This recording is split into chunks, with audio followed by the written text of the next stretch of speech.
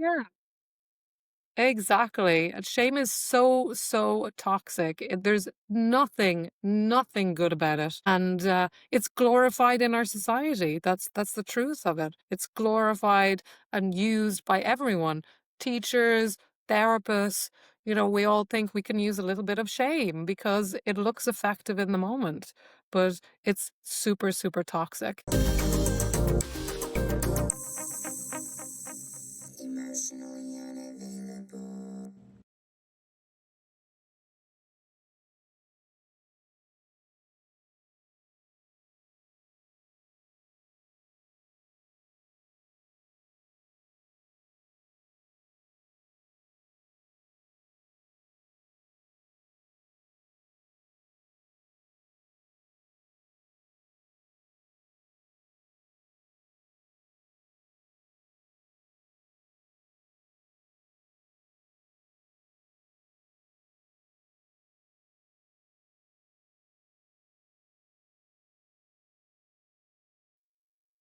Okay, well, it's very nice to meet you. I'm glad you're here today. I have to be very honest with you. I feel nervous because your energy on your pod match profile is very fierce, and I don't know why, but I felt intimidated. Not because like it's in a bad way. I just was like, why? I need to explore why somebody feeling really like passionate about what they're doing is leaving me to feel intimidated. But I will say this. I am loving what you're doing, and usually what I do is I just kinda reread the profile and see what pulls at me, but immediately, you talking about your inner narcissist, I was like, "Oh my gosh, that was the key for me, was understanding that's not me. That is the voice of your narcissistic grandma and all the other, like, boomers that, said this is the way you have to be and compliance rules all." And the way you, uh, oh I'll say present yourself, but, appearance matters more than anything, and your needs don't matter, the comfort of others matters. So, like, I was like, "Oh, man, this we're very aligned," I guess I'll say. So, I guess, did you have a pretty, like, crazy childhood? Did you have, like, narcissistic caregivers? Well, my mother, she ticks a lot of the boxes of a covert narcissist, and this is the thing. As a child, I didn't realize because it wasn't obvious. It was only much later in life. So I was the scapegoat within that system, and all that time, I thought I was the problem. I thought I was the one who was crazy. So in the sense in one sense, having a parent who's a covert narcissist, Yes. it's more challenging because at least if you have someone who's very malignant, you're aware as a child, "My God, my mother is crazy," so you recognize that it's not just you that's the problem. But when you have someone who's more covert, you can really internalize that system more and really make yourself the problem and Oh, yeah. really, develop that strong narcissistic voice internally. And Yeah. yeah, I was really surprised because I mean, as a child, I had suicidal ideation. I thought that was normal. I was the scapegoat and also kind of the abandoned, the lost child as well within the dysfunctional Mhm. system. And I was kind of just off on my own, and everyone just assumed that I was fine. But when I realized, that I clocked that, my mother was quite manipulative and ticked a lot of the all of the boxes of a covert narcissist, I started to recognize that from childhood I had internalized that voice and really used it against myself. And that came from, after I realized that this template, if you like, from dysfunctional families, the narcissist, the scapegoat, and the enabler, this is like fractals in our society. It's in families, it's in Mhm. corporations, it's in businesses, it's in governments, it's absolutely everywhere. And shame is really the codic system where this narcissistic system, translates and controls people. and controls collectives as well. And you could see this playing out Absolutely. everywhere. I mean, Yes. right now, the immigrants are the current scapegoat. The immigrants are the problem because people, we have all this undigestible shame collectively. And what do we do with that? We can't process that. Oh, it's the immigrants' fault. Let's Yep. project it all on them. And that's what shame does. That's what scapegoating and shame will do to you. It makes you, because you can't digest it, you either internalize it and turn against yourself, or you find a new target. And this is why the Mhm. whole system is so messed up. And it's really our job as individuals to dismantle the system individually, and then collectively we need to transform this whole system, because it's just creating and recreating more narcissistic systems, more dysfunction, genocide. It's just, the world is, the governments, the systems are just malignant narcissists right now, acting Yeah. out, doing exactly the same what malignant narcissists do. And Yeah. we really need to stop it, but we can start with the narcissist that we've internalized. That's the thing that we have power over, and this is why, like you say, I am really fiery about this, because this is very empowering message, and nobody Yes. else is talking about this. Everybody tells you that the so-called inner critic is trying to protect you, that it's trying to keep you safe. And I call bullshit on that, because this internalized, this inner critic, it doesn't care about your safety. It cares about itself. It ticks every single box of the narcissist, but the call is coming from inside the house. And we're told to deal one way with the narcissist out there in the world. Don't take them to therapy, don't engage, go no contact. But with this narcissist that we've internalized, we're told to take it to therapy and send it love.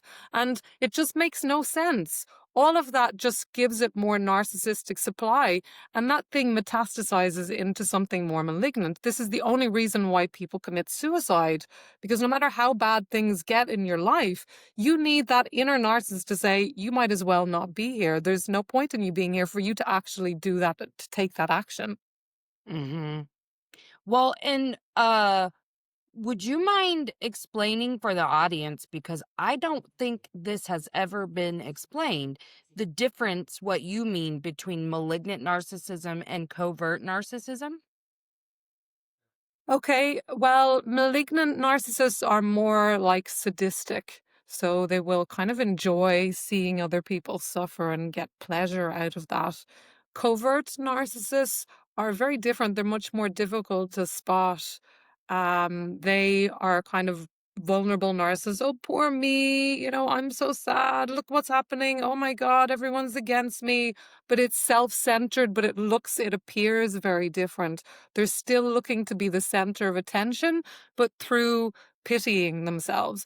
Whereas Mhm. the more overt styles, they're like, "Oh, look at me, I'm so great."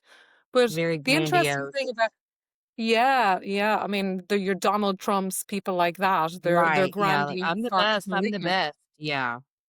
Yeah, I mean, I'm the best. And the interesting thing is that it's all built on shame, because, Mhm. and this is what the research has shown. Because if you really don't have shame, if you really believe in yourself, you don't care if someone criticizes you. You're just Right. like, "Oh my God, you're crazy." So, but Right. narcissists, they get very triggered by that, and they start going into attack mode. This is because they have all this repressed shame. So they're actually Mhm. operating out of repressed shame. So again, shame is the driver for all this toxicity. And Yeah. the interesting thing in our culture, Melissa, we're taught that shame is good for you, that there's such thing as Oh, I healthy shame. know. It's Yeah. even linguistically encoded in our language, Melissa. You have no Yes. shame. This is And an I actually insult. blocked someone once because I had them on my show. We had a great conversation. The work they do is beautiful, whatever. And I was shocked to then listen to an episode of their podcast like 2 days later and hear them say, "Here's where I'm going to shame you a little bit, because sometimes a little shame is what you need." And I was like, there's never a place for shame. There, ever, ever, ever, ever. And that's not what accountability is.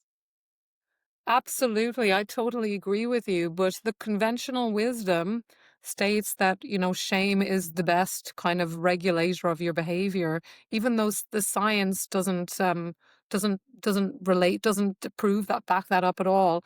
Even people like Brene Brown, she talks about Yep. if you have no shame whatsoever, then you would be a psychopath. Yep. And I totally disagree with that. And even people Agree like with you. Yeah. other they talk about a thing called healthy shame. There's toxic shame and there's healthy shame. And I'm with you, Melissa. I think that all shame is toxic. But this Oh. idea that there is such a thing as healthy shame, it's because shame is the cultural kind of template for our culture. And it comes Mhm. from, the Christian religion, this idea of original sin, Absolutely. that you're a sinner and that that you have to forgive. I mean, just think about that for a second. You're a sinner and you have to forgive. That's a double bind that you can never get out of. And that's the Right. foundation of our culture. Even if you're not Christian, this is the ambient, this is the foundation for all our culture. So we're breathing in this shame, these shame roles. And also in the West, Mhm. we have this kind of individualized Very. shame, which doesn't exist in other parts of the world, are pre-Christian. I mean, for example, Ireland, before the Christians came along, we had a kind of collectivist shame, which is kind of like Mhm. if you step out of what's considered normal or okay in the tribe, then you're shamed for that. And that collectivist shame is what you see mostly in Japan, in China. This individualized sin, it's very European. It really has its roots in Christianity. And this Mhm. idea, and I believe that it's even more corrosive, arguably, because it's you're a sinner just because you exist. It's not because of Right. something that you've done. It's because you are Yes. You were inherently born bad. into sin. You were Yeah, born into sin. yeah, Yes. Oh, you're so right. It took me forever. Like I'm in Oklahoma in the US, and it's very fundamentalist here. So I was raised in the church and was a staunch Christian for my whole life. But as I kind of moved away from it and then have really deconstructed the last couple of years, it was so hard to get to where every part of me believed I was worthy just because I exist. Like the opposite of what I was taught. That all of my worth and value was given to me the second I manifested as a human, you know? It was just really hard for me to fully embody my worth as a human because I had that programmed. The original sin was just, I mean, so much so, this is so embarrassing to say, but I remember when 9/11 happened, like, I'm really ashamed to say this, but I remember somebody crying to me and saying, well, if God is real, how could God allow, babies and whatever? And I was like, oh my God, I can't believe was my answer. But I was like, well, but none of us are innocent because we're all born as sinners. What the hell? Are yeah. you shitting me? But that's where, if we can get to where we feel like we deserve acts of terror, etc., something is very wrong with what you're being taught if you feel like anybody on this earth could ever deserve that. Yeah, 100%. I totally agree with you, Melissa. And then you see governments playing this same thing out. Like right now, Mhm. you have one country that was a former scapegoat, people who were formerly scapegoated that are now, they were the golden child, and now they're committing their own act of genocide against a different people. And the whole world is standing by watching it and doing nothing. And this is because these narcissistic systems, we don't just internalize it, it's fractal, it's out there everywhere. We live in a narcissistic, a system. All our governments are narcissistic, and we worship narcissists. I mean, Mhm. literally in the United States, your president is a narcissist. I mean, all presidents are narcissistic, and Pretty one you kind of need to narcissistic, be a yeah. narcissist. Yeah, you kind of need to be a narcissistic to some level to want to be a politician, but Right. there's this worshiping of narcissists that is that just it's not that it is toxic. It demonstrates how toxic our society is, and I'm not just talking about the United States. I'm talking about particularly the Western world, where because Yeah. this is particularly malignant, narcissistic. And this kind of global capitalism, it's really kind of the next level of this narcissistic ecosystem that we're living and breathing and operating in. Absolutely. And to your point that you made when we kind of began, I am very much with you in the belief that the best activism that you can do is to make sure you get your own shit together, that you rid yourself of your narcissistic patterns, rid yourself of the internalized shame, and then go like, because once you do that, you start to understand we're all the same. Like we all live and breathe and have the same needs as humans, and we're our motivators aren't that different. Like there's not this much difference Yeah, between us that we need to demonize or vilify anybody else. And once you yeah, get rid of all that internalization, you get to a place where you really can say, I see the me in you and the you in me. And once you learn to love yourself and have unconditional positive regard for yourself, you are able to share that with others.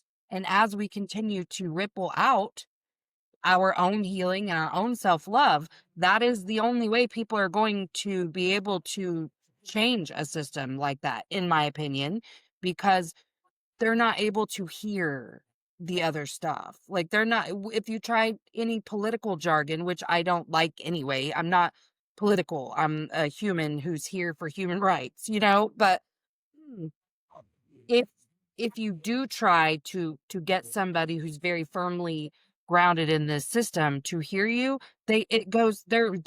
they're not listening to understand or to be open to what you're saying. They are not listening. They're waiting for an opportunity to offer a rebuttal to what you're saying. yeah, 100%. And this is because they're operating from very much inside that narcissistic framework, Mhm. which says it's us against them. We're Right, very white, animalistic. we're superior, and the other Mhm. people, the brown people, the black people are less than. This is Right. classic narcissism, it's narcissistic systems again, so any kind of supremacy is narcissistic. Yep. And it's really interesting because yeah, we have to dismantle the system internally, but also we need to do it collectively as well. We've got Mhm. both things need to happen side by side because for example, women have been collectively scapegoated by the patriarchy, I was for just thinking that. oh, sexuality, too fat, Yep. too thin, to oh, the sexuality Wrinkles, is no women. wrinkles, how much makeup you wear, your boob size, Yeah, all of it. yeah. And then women, we've been trained to pull each other down, like crabs in the bucket, we pull each other down. And this is what shame does to you. Because again, you're carrying all this shame that's not even yours and you Right. can't process it. So you find another woman who you criticize and try to project that shame on her so that you can feel a little bit better in the moment. And Absolutely. this is why shame is so toxic, but it's kind of the currency of our society. I You see it agree. everywhere. You see it on social media. You teachers use it, therapists use it. Everybody uses it because it's so normalized. And like I said, even linguistically, it's reinforced through the English language. You have no shame. You're behaving badly. You need shame in order to behave well. Or you're shameful. You have too much shame. So you have to have just the right amount of shame. Oh, right. Yeah. This is how messed up our society is when this is linguistically enforced that we need shame in order to be a good person. And again, this comes from really the Christian idea that you need to suffer for your sins and do penance in order to do better. But like I was saying earlier, that doesn't stand to the actual facts because shame makes you shrink. When you've done something bad, shame makes you shrink. You're identified. So when someone points to your mistake, you're going to attack them because you feel physically, you puts you into survival mode basically. And you're actually less inclined to change your behavior than if you can Right. just recognize, oh, I've made a mistake and I can change that. And also the other thing that shame does is that it inhibits empathy. So our ability to Yes. empathize and understand other people, and we can see that with people who are in these cults now, like the Zionists, they're like any kind of word against them, they take it as a personal attack and they even Yeah. physically engage with you because they feel so there's no hope of changing their behavior from that place. Wow. So we've got to shame is a very poor method of changing behavior in the medium to long term. Very quickly, if there's a child here who's making noise, I want him to be quiet. If I shame him and tell him to shut up, it's effective in the moment. It looks Right. effective at the moment. It's very powerful. This is why it's used. But if you look at it carefully, or examine when you shame someone, like if I'm shaming this child, I might tell myself I'm doing that to help the child. Oh, I'm looking after him. Mhm. But really, it's about my comfort. It's not nothing to do with the Yes. child. And that's the key thing with Yes. shame. We tell ourselves, "Oh, I'm trying to protect them, I'm trying to look after them." But no, on my comfort. It's the comfort of the person doing the shaming that comes first, It and it's alleviates always my about fears. me. Exactly. Yes. That's okay, so because I was raised by a narcissist as well, I I had so many narcissistic traits, like, for real, and I remember thinking it was normal and okay and good and the best practice to shame your children when my oldest was little, and I absolutely did, made him feel like the most giant piece of shit at every little mistake, and I am fully admitting that, and Yeah. when he was, like, 13, I was like, "I will pay for your therapy, I am so sorry," and then as I've done my own work I mean, I'm just always willing to apologize. That's literally all I can do now, and then and not repeat that pattern. But I remember doing that and looking back at all of the mistakes I've made in parenting, I'm so acutely aware now that every time I reacted to them very negatively or too strongly, it was because it triggered my own fear and my own Mhm. shame. So Yes, then I yeah, had to project that onto them. And I exactly. didn't have a system or tools because I was really unhealthy from all the years of abuse and neglect and my complex trauma that I just did not have a single idea about how to deal with. I didn't know how to regulate. I didn't know any of those things, but I definitely see now, holy crap, there was so many things that they did something and immediately in my narcissistic brain, I thought, this is a direct reflection on me. What are people going to think? What are people going to say? And then the idea of people talking about me. Mm. Oh, that would send me into a spiral for like my chest is hurting even remembering feeling that way. Like because it was that serious that people can't talk about me. And that was what I cared the most about. I wanted more than anything to be a good mom. But I think above that, I wanted to be seen as a good mom. Exactly, yeah, classic, yes. Yeah. That's the Yes. classic narcissistic way, the masquerading care and concern and, just and really just shaming people, but putting your own needs first above Yeah. anyone else. And these are things you shouldn't shame yourself about that now because that just adds more fuel to the Right. fire. But you have really taken a leap forward, something that, full-blown narcissists could never do, which is taking responsibility and changing your behavior, which, like I said, is something that shame actually inhibits you from doing. So because Yes. narcissists are so deeply entrenched in shame, and because it's so, they have so much repressed shame there, they can never admit that they've made a mistake and actually change their behavior because that would require them to kind of really feel and experience this shame, and they have it Exactly. all They'd have pushed to look down. at it. Mhm. Mhm. Oh, my grandma, she was vicious if I tried to talk to her about her behavior towards me. Like, she could hurt me with her words faster than anyone I've ever experienced in my life. I had other narcissistic because she raised all the women in my family and she primarily raised me. But so all of the women narcissist or at least have like, 9 out of 10 of the traits, including my mom. And then even on my dad's side, there was a lot of that too, much more covert, but it was very you're not doing it right. You're not doing a good enough job. And that's why like if I'm being 1,000% honest, I still struggle with cuz my boys are now 23 almost and 18. So there's not a lot of parenting left for them. There's like life. I don't have to make decisions about punishment and consequence. You know what I mean? Like they're grown. So, but I know how to show up as support for them. But I have an 11-year-old daughter, and the way I show up for my children is very different in the last 2 years than all the other years. So with my son, my middle one, when he got into some trouble, I remember it being very difficult to talk about because I'm still shedding those layers of shame. If my kid does something, I have to remember it doesn't reflect, like, it doesn't mean I am anything. It means he needs something, right? So I remember telling someone and like, "Well, what did you do in response, like, to punish?" And I was like, "I I don't think a punishment actually, like, fits this. I think there were some natural consequences he received, and I think his behavior communicated something to me about a need he may have, and so we started trying to meet needs. We didn't worry about punishment, changing behavior, or whatever.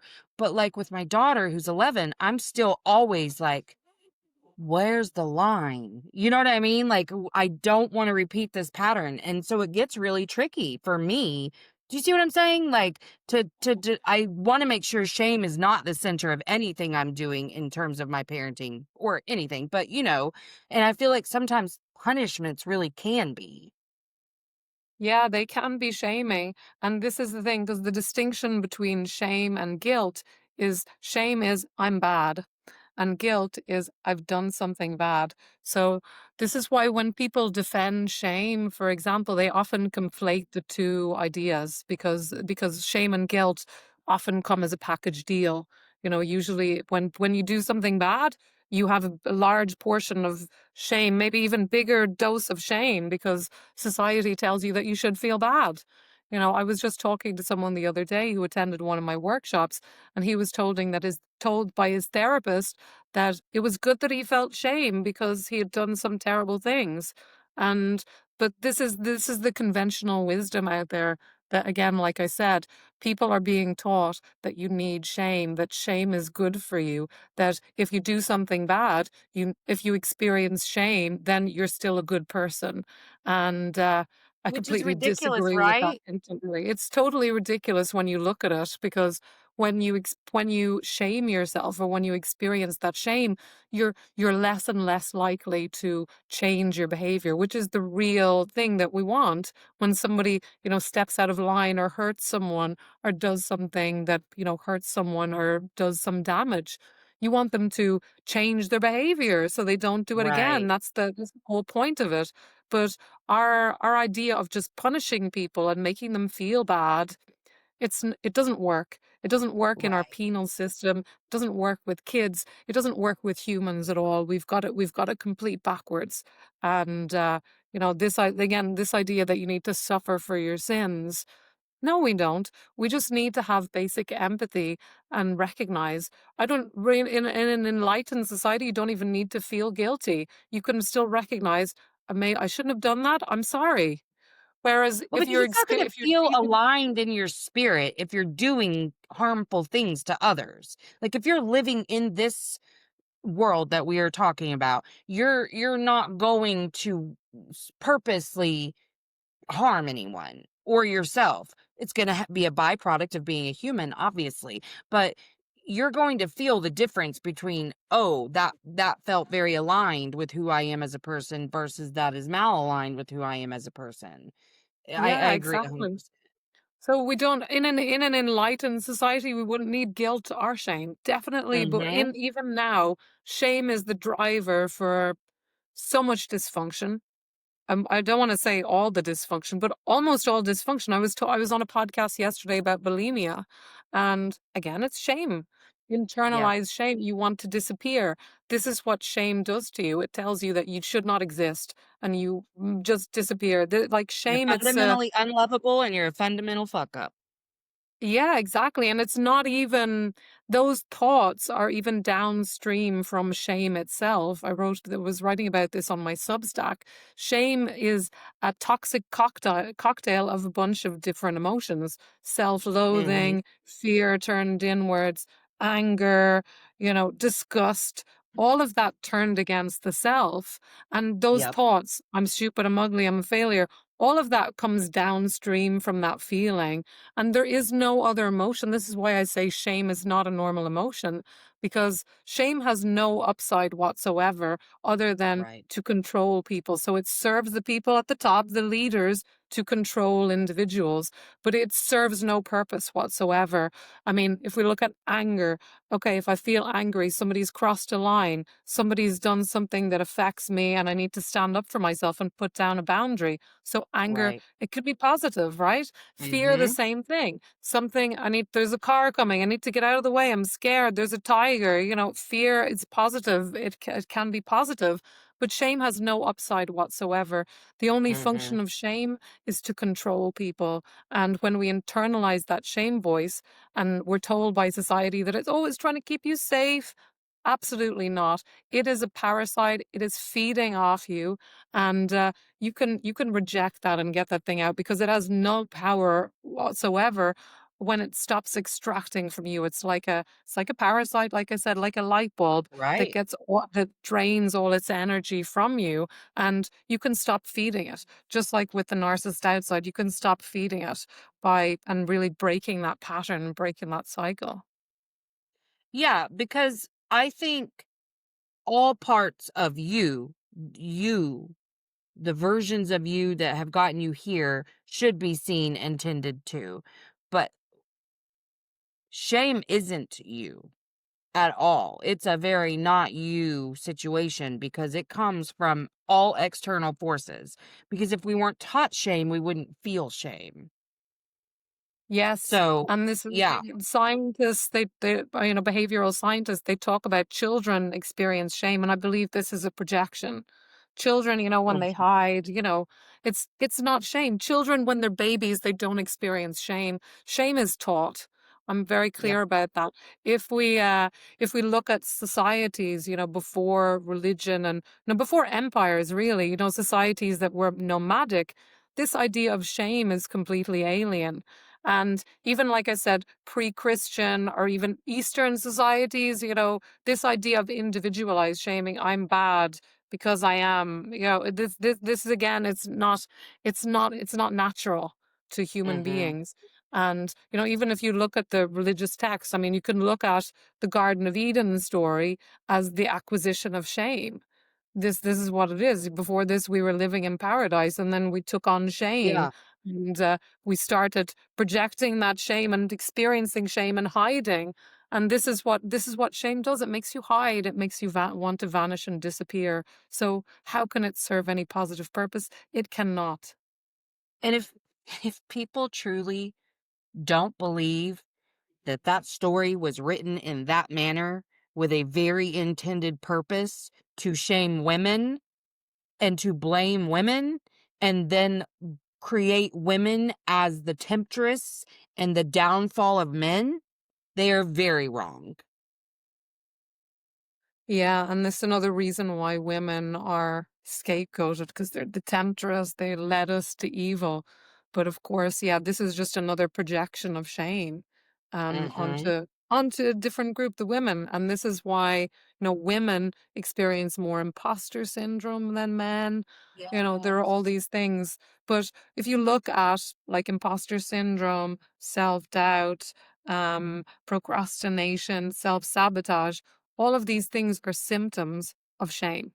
If you look at anorexia, bulimia, again, shame is the driver, if not the source code for these maladies or for these addictions. We're a society that's addicted to shame, and we need to break our addiction because it's killing us, literally. Yeah, I remember having friends who were raised pretty fundamentalist, and so they've been taught any sexual desire, wrong, shameful, like you should control your thoughts. I that alone, I've had so many friends throughout the years that I'm like, you literally can't control that, right? Like your brain is going to have a sexual desire thought at least once a day, like, what? But the women that I knew that were struggling sexually in their marriages because they couldn't get past that feeling of this is dirty and wrong. And I'm like, "Well, you guys did this to yourself. You're the one who taught us that we had to be pure for these men. They didn't have to be held to the same standard, but we needed to be pure." Yeah, slut shaming, you're too sexual, you're not sexual enough. Again, it's pure control, no other purpose whatsoever. If we look pre-empire cultures, civilizations that were more, nomadic and things that didn't have this kind of triangle structure, they didn't have this idea of shaming, this is totally alien. But I mean, if I wrote an essay about this in Ireland, how, shame is basically uh, it's something that we were injected with from empire. And I will use the case study of Ireland before, the Catholic Church came, and that laid the foundation for the British to come and take over.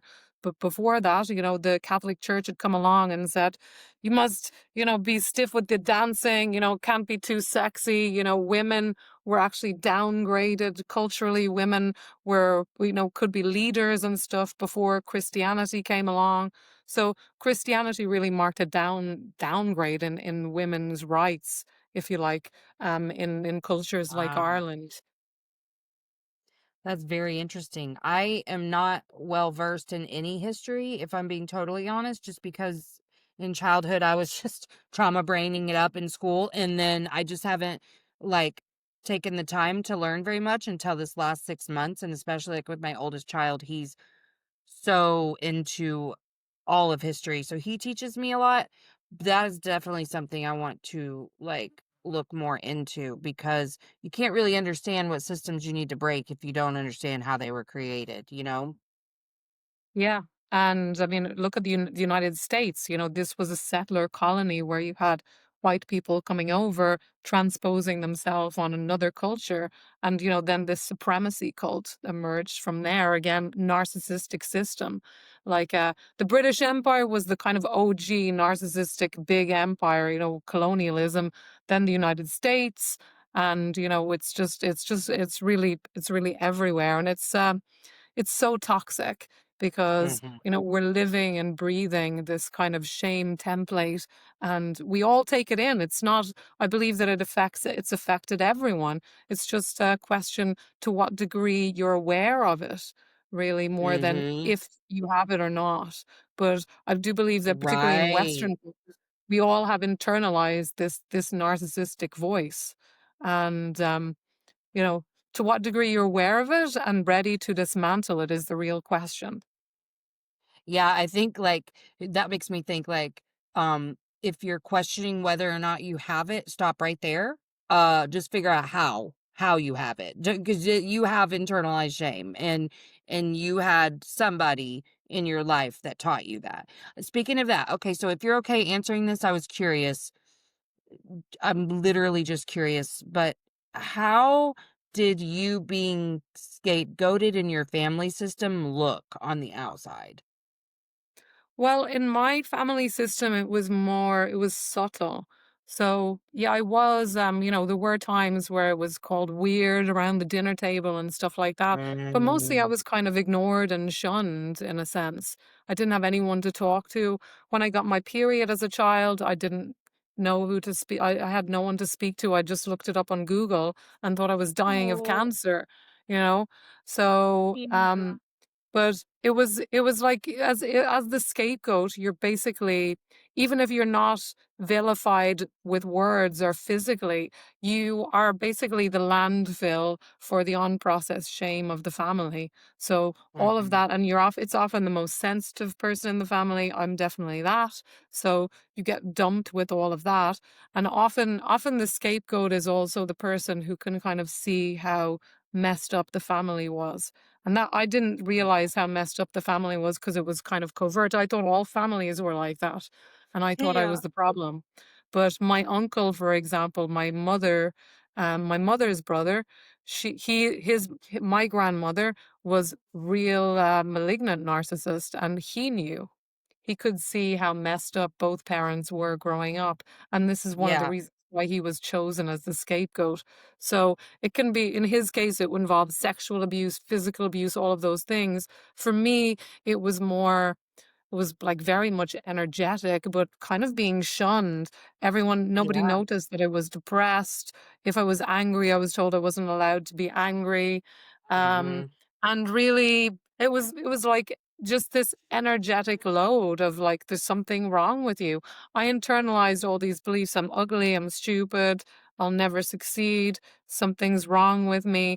And, when I started reading about scapegoats and recognizing that this is what they do, you internalize all of that stuff in order to Yeah. survive, because the problem can't be the parent, it must be me. So you start taking Right. on all these crazy beliefs, and into adulthood, I thought I was ugly, I thought I was stupid, and imagine trying to succeed in life while you're carrying all that stuff. It's Yeah. impossible. And this is the reason, like, scapegoat, your life is not supposed to work.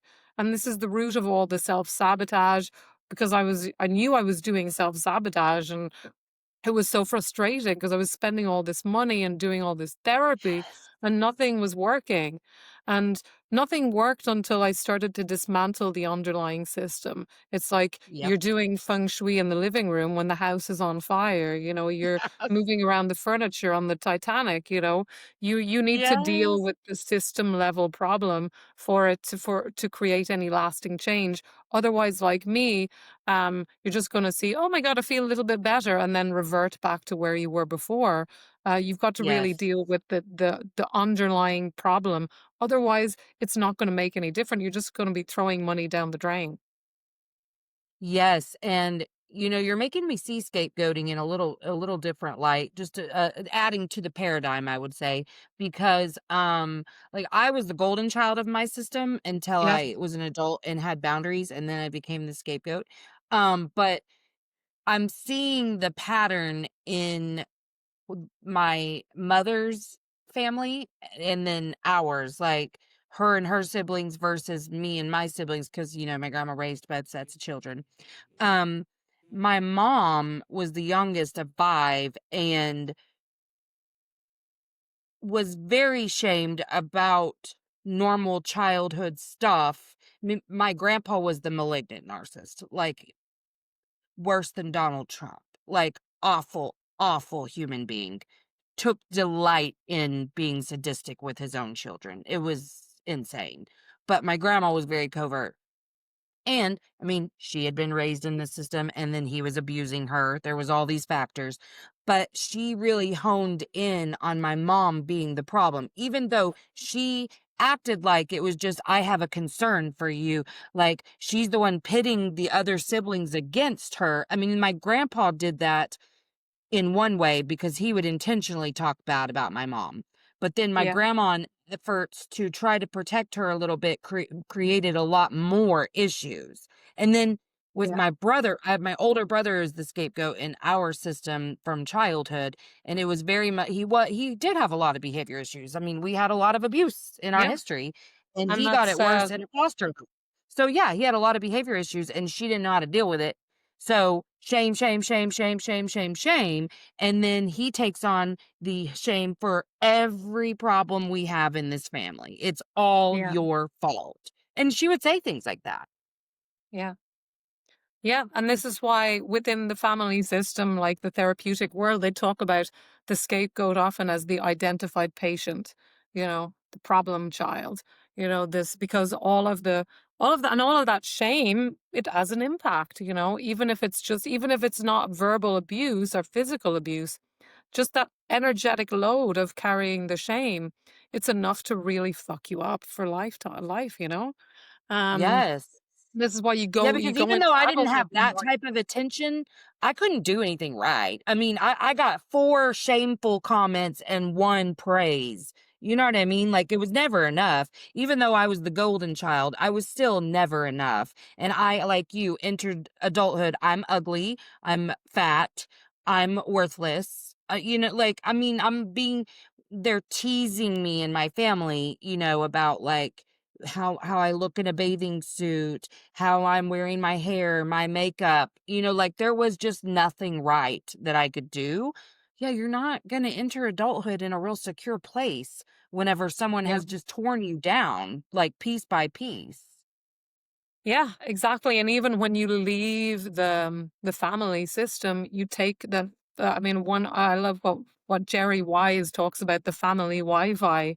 You're still being controlled by the family Wi-Fi. You're still under under this system. So you've got to really, he talks about self-differentiation. You've got to get yourself out of the family, and then you've got to do the inner work to get the family out of you, the family dysfunction out of you. Because even as the golden child, all of these roles you've got to understand are shame roles. They're roles that are Yep. defined by shame. And you never get to be yourself. You're not allowed to be yourself.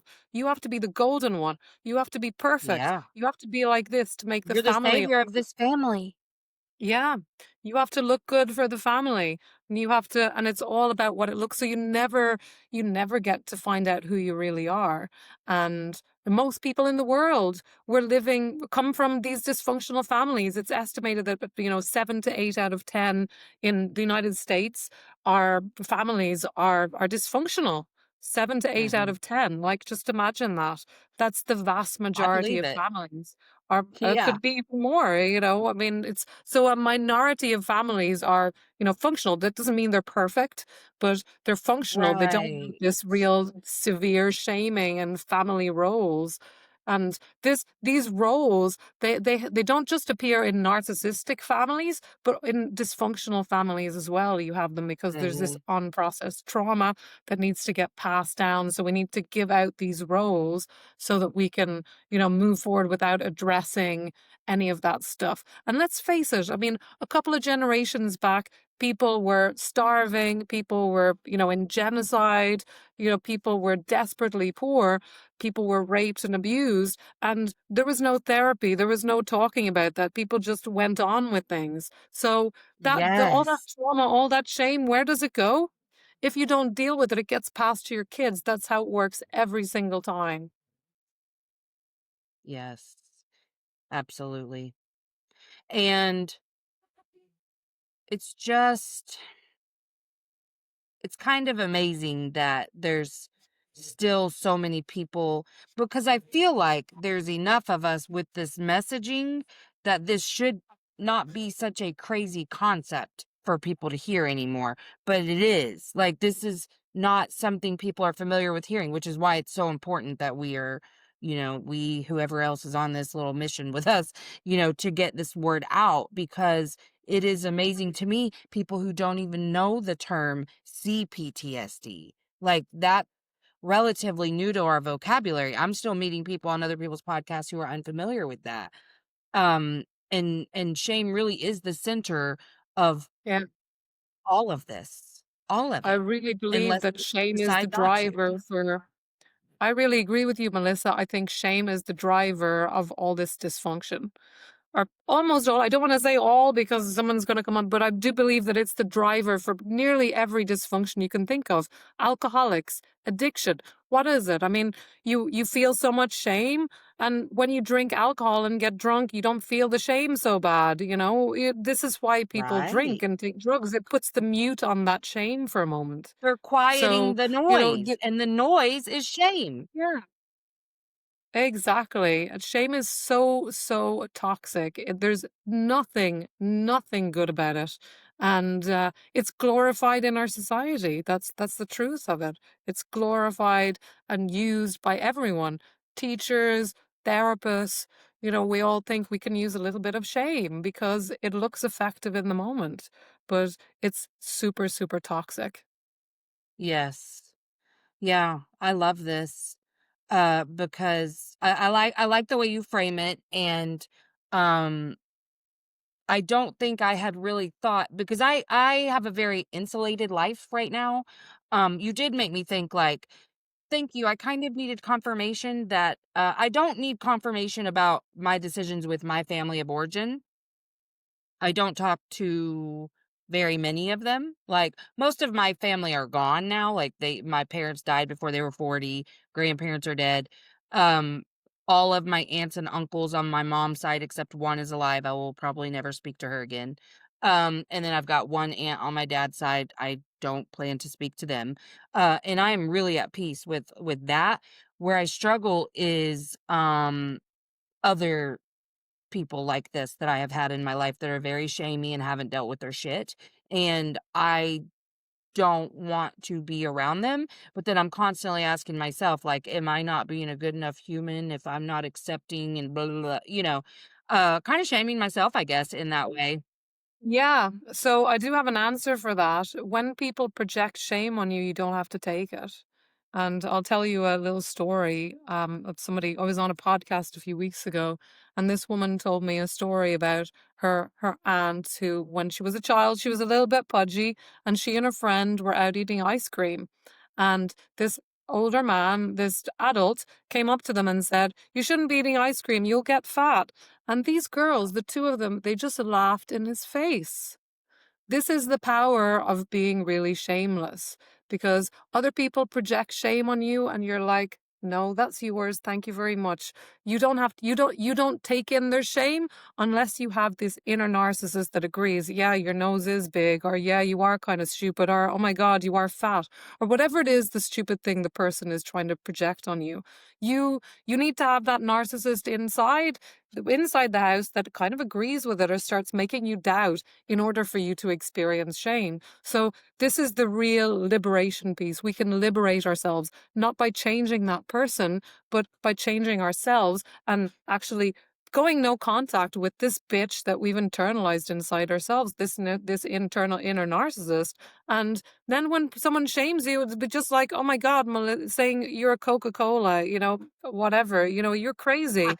You've got each Oh, pink it's so jumper, true. okay, it's not pink, but yeah, okay, great. Have a nice day. We have a choice when we become free, when the more we exercise this demon, if you like, this inner narcissist, the less susceptible we are to shaming. And to narcissists, we'll just be like, they need a hook. They need a hook, in other words. For someone to shame you, you need to have the hook. If you don't have the hook, they got nothing. You're just gonna laugh in their face or think they're crazy. Goodbye. Take your shame back. So this Yeah. is the real this is it's you can liberate yourself. You don't need to change them. And you can definitely restrict how often you're around them. But if you happen to be around them, you do absolutely do not have to take their shit. That's theirs and you deal with your stuff and you do not have to engage with their projections. Yeah, I like that. I kind of visualized what that process would be like, especially with the story that you just told. And like, I don't think I want to spend very much time with them because I don't see the point in being around people who can't connect authentically and just want to shit bitch others. But in the event that I have to be, I could see I'm definitely seeing where it hit me in spaces where I agreed with them or it wouldn't have bothered me at all. So, Exactly. like, I just need to address my own shit in that moment and be like, "Why are you believing Exactly. them? Why are you believing?" The question is Well, not, "Why did they say that?" It's, "Why are you believing them?" exactly. Why are you believing it? And when I do have a process for when shame kind of starts to hijack your body, it's called break, BREAK. So B is break the trance. This is to recognize that the voice, whatever it's saying, you've got a big nose, you've got a fat ass, whatever the BS that it's spouting, it's not your Yeah. voice, it's a spell. It's a pattern, it's a trance that we're collectively under. You catch it, you interrupt it, just naming it diffuses just starts to disrupt the loop instantly, right? So that's B. Then we go on to R, which is refuse to engage. And this is important. Just like with the narcissist outside, when they say something nasty, you don't want to, like Dr. Ramani talks about deep. Don't defend, don't engage, don't explain, and don't personalize. You don't get to go into an argument with that thing because that just feeds it. And it's the Mhm. same with this narcissist, the inner narcissist that we've internalized. Just say, "Not today, bitch.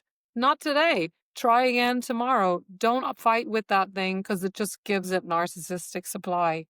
Then we go on to E, which is expose the lie. So call out the shame based programming. Like it's telling you that you don't look good, that you're too fat to wear that bathing suit. This is control, my friend. This is not about care. This is not truth. Fat compared to who? Come on. That's not true. This is all about control. It's not your story. And really speaking that truth starts to disarm its power. Then you go to A, which is anchor it in your body because shame, like I said, it's a toxic cocktail of a bunch of lethal of horrible, emotions that are all about self-attack. You want to come back to your body. So anchor in your body, feel your breath, plant your feet, say your name, the year, and really remind your nervous system, because this is a thing that reacts automatically, even if your mind Yeah. doesn't. I'm safe, I'm sovereign, and I'm here. So that's A. And then finally, K is kick it out. That means like physically shake it out, stomp it out, say, this is not mine. And you can reject this thing, evict that spell from your body. You do not negotiate with a magic spell that you're under, with a trance that you're under. You break the Yeah. spell. And that's why this system is so powerful. Goodbye shame, goodbye performance, goodbye ghost voice, because that's all it is. It's a ghost that has Yeah. nothing without extracting your power and your energy.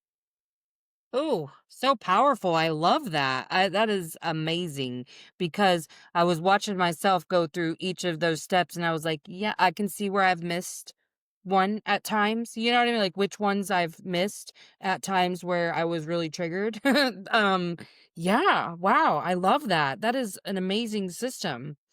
Um before we wrap up, is there a like a final word, a takeaway that you want to just like succinctly wrap up? It's up to you. I don't care. But, if there's something that you feel like you haven't gotten to say or whatever, I want to make sure that you've gotten the opportunity.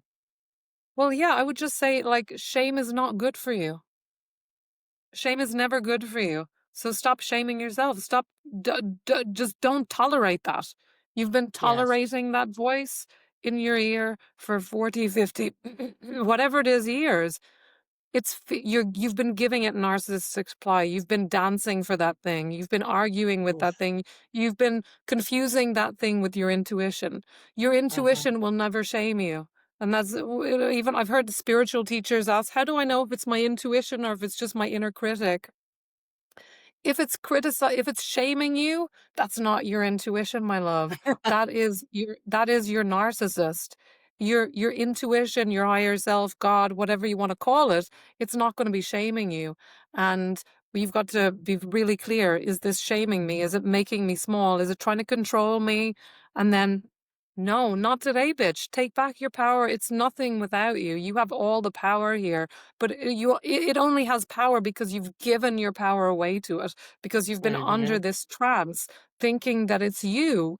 It's not you. And this is the huge gaslight that we're collectively told, that this inner narcissist is you. It's not you. Yeah. It's not your friend. It's not your protector. It's not your savior. It's not your mother. It's a covert narcissist that's trying to control you and dominate you. It's trying to destroy you. And you don't owe it anything. You don't owe it courtesy. You don't owe it politeness. And you can tell it to fuck off, because you don't owe it any politeness. It hasn't been polite to you all those years, and you don't owe it shit. I love it.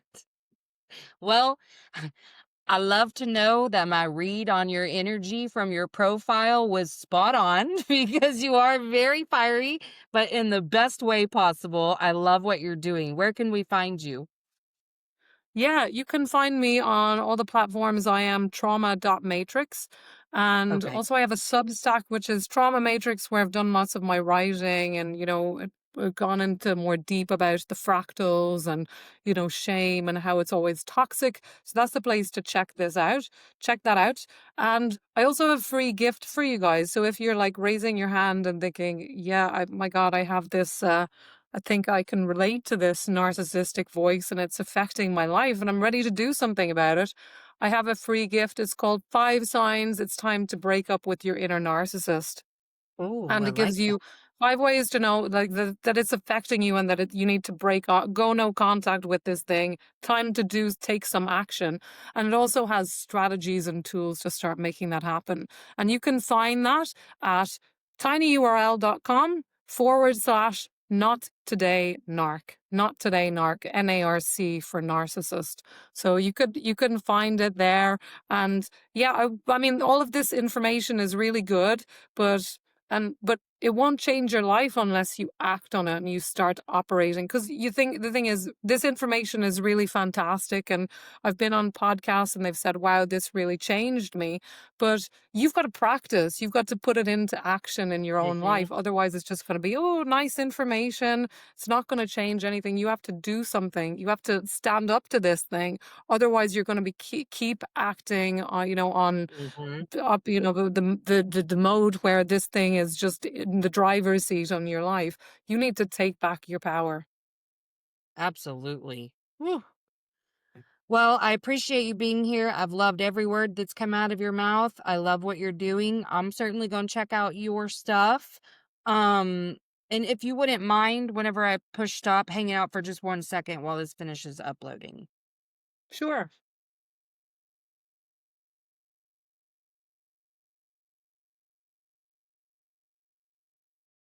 Thanks for coming to Emotionally Unavailable. If you haven't already, like, subscribe, and share.